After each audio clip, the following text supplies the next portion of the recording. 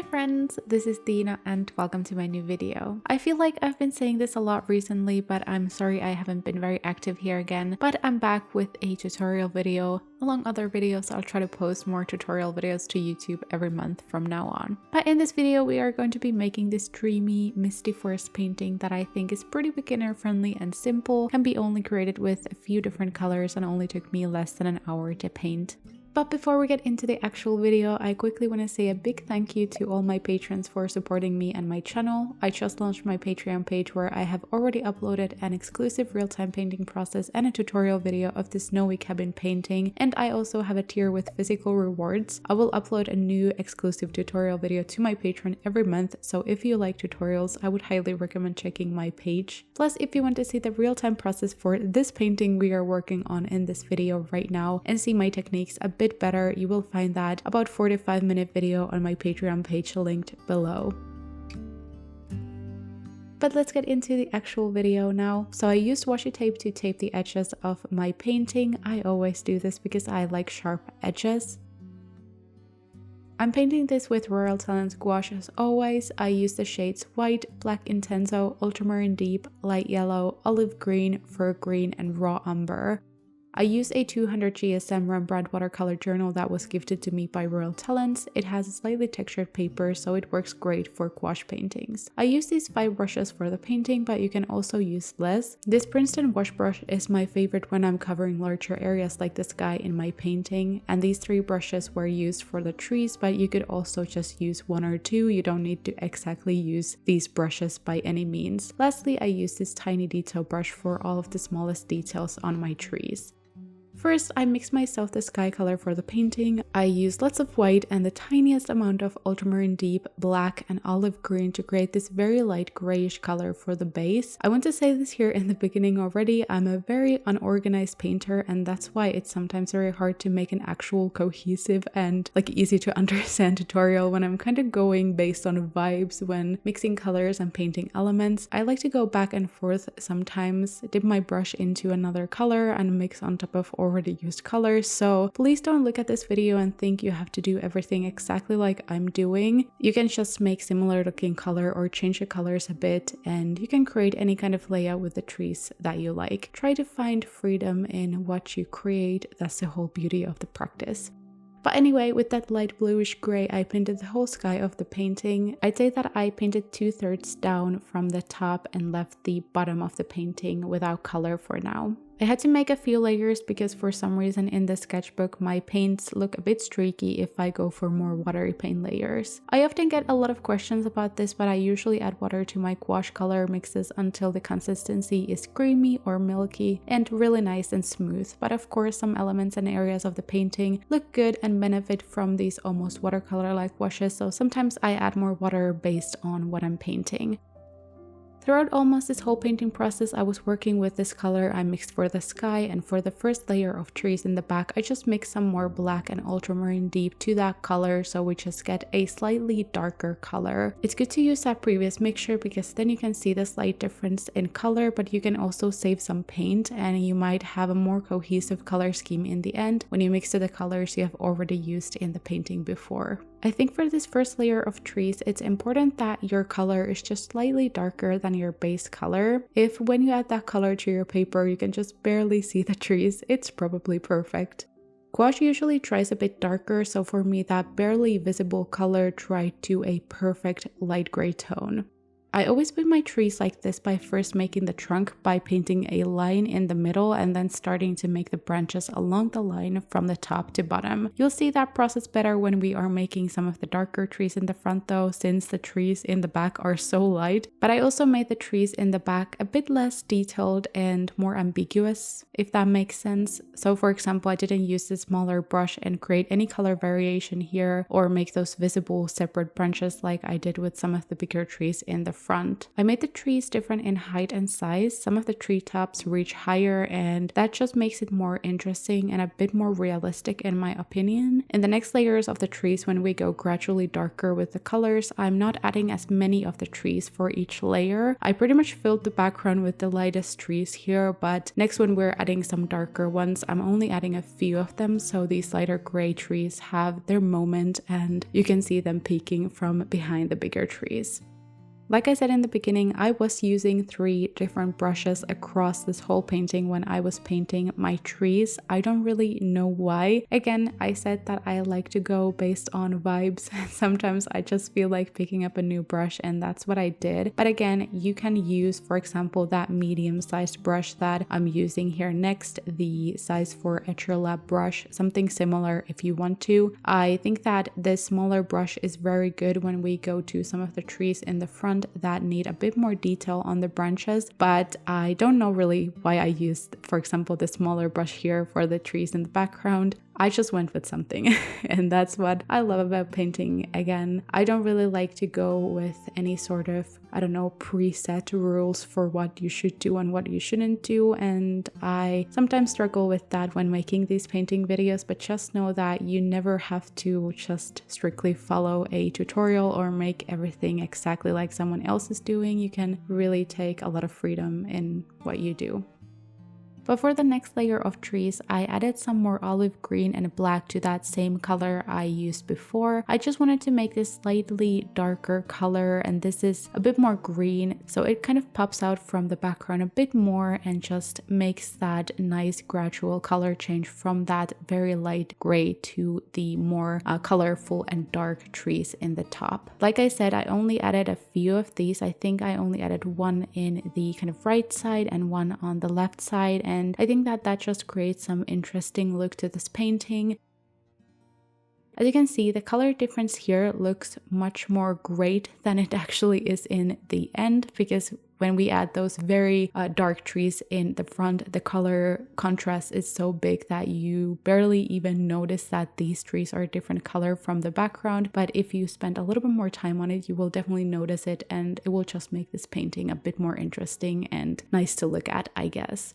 As you can see, I still left the bottom of this painting free of color for now, but I just mixed a little bit darker color again and just painted this one tree here. I don't really know if my plan was to add more of them. Again, we're just doing something. And next I took my wash brush again and took that similar light color that I made for the sky and just added that to the bottom of this painting. I was planning on adding some fog to the bottom of this whole painting and just kind of blending some of those trees into that light color fog in the bottom of this painting, so I thought that it would be a little bit easier if I added that here in the bottom now.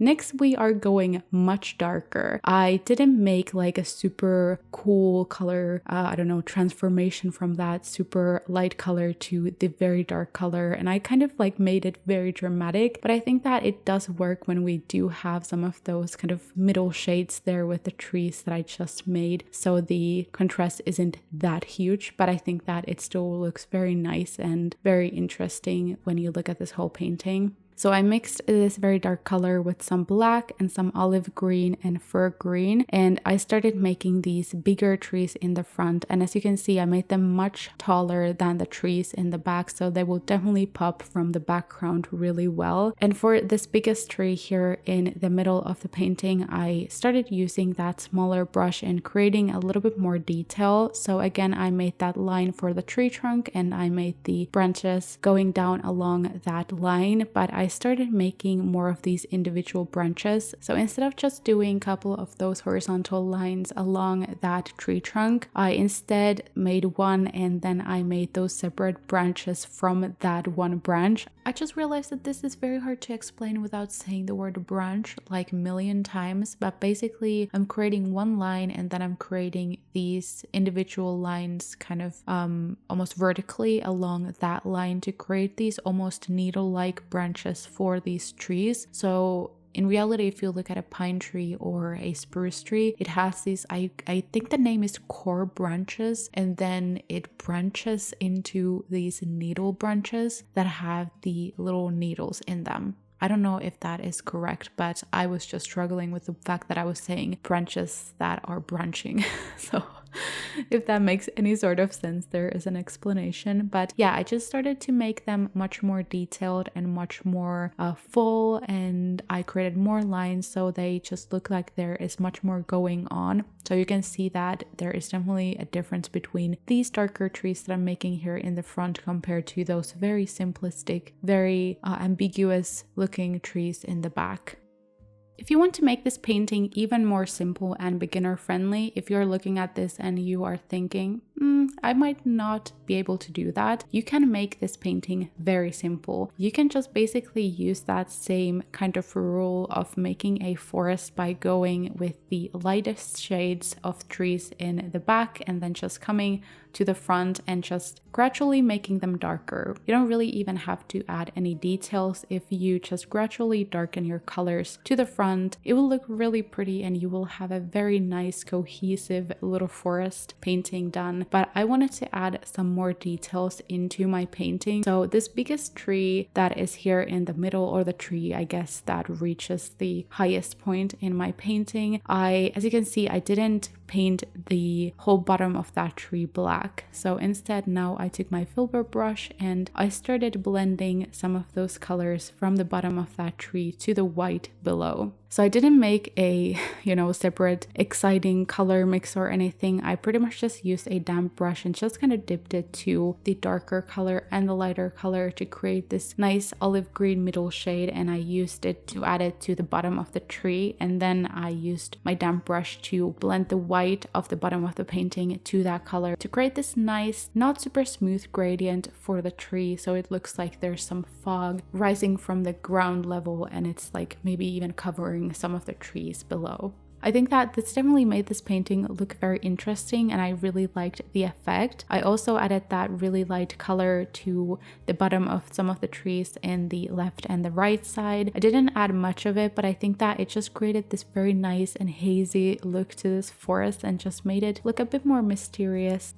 When I had added that mist and blended it nicely, I also took my smaller brush that I used for the trees before and I just graded some of those more defined branches for all of the trees because I had just previously covered some of those more intricate details with that fog that I added. So especially those trees in the middle that are a little bit shorter, I just defined those branches a bit more and made them look a little bit more sharp. I think that the contrast between the darker tree and the very white fog in the bottom was a bit too dramatic to my liking, so I also went in with some lighter green to create some little texture to the bottom of the tree. I'm not sure if this was the best option because I do really like how it looks like in here as well, but I think that it does look very dramatic, so it was nice to add some more tree texture and branch texture to the bottom of the tree as well, just to make it look a little bit more realistic and not so heavily filled with that fog, I guess.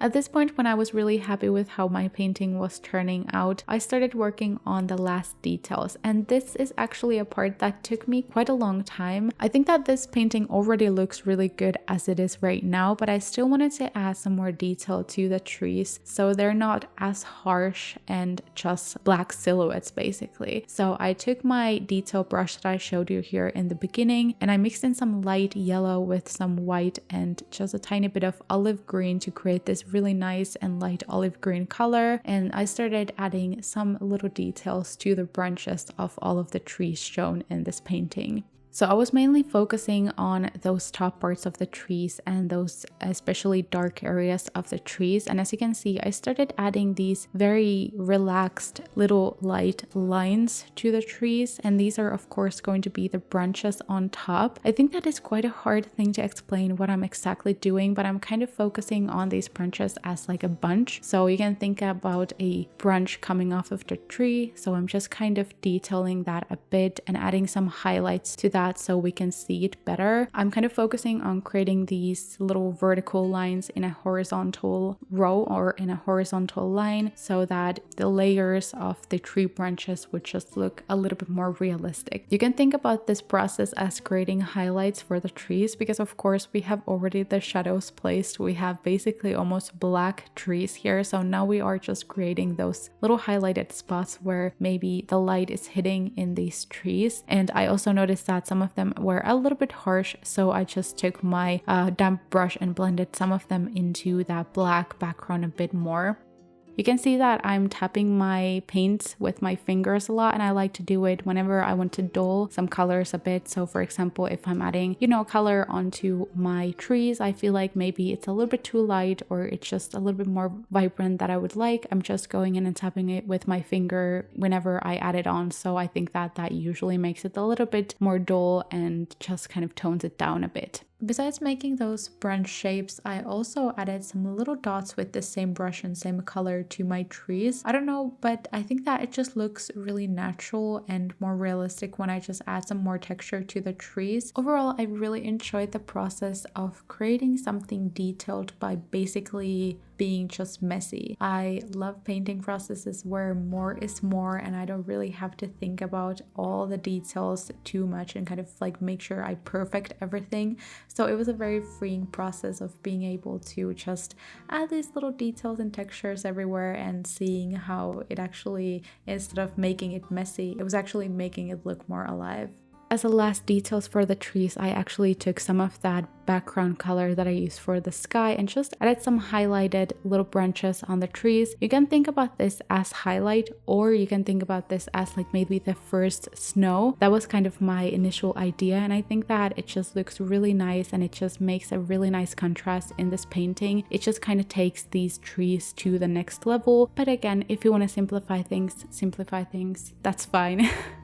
Lastly, after those white details on my trees were done, I still took my small detail brush and I just dipped it to a white color and also added a little bit of water in, and I made some little maybe snowflakes or sparkles in my painting. You can really decide what they are. I think that it just makes this painting look a little bit more magical and mysterious, and I really like it. I added some bigger dots in my painting as well, especially on some of those darker areas of the tree, so they really pop from the background. And then I used my damp brush to kind of blend the edges of the dots a bit so they look a little bit more like shining and sparkling, and I don't know, it just makes it look a little bit more ethereal, if that makes any sense. After the bottom of my painting was done, I still felt like maybe the top needed just a tiny bit more of something, so I took my black paint and just made a few little flying birds above the treetops. I feel like I've been doing this with all of my Misty forest paintings, but I just really like the detail of adding something to the top of this painting because it is of course very, very simple and there's really nothing going on, so just adding a few of these flying birds just makes it much more interesting.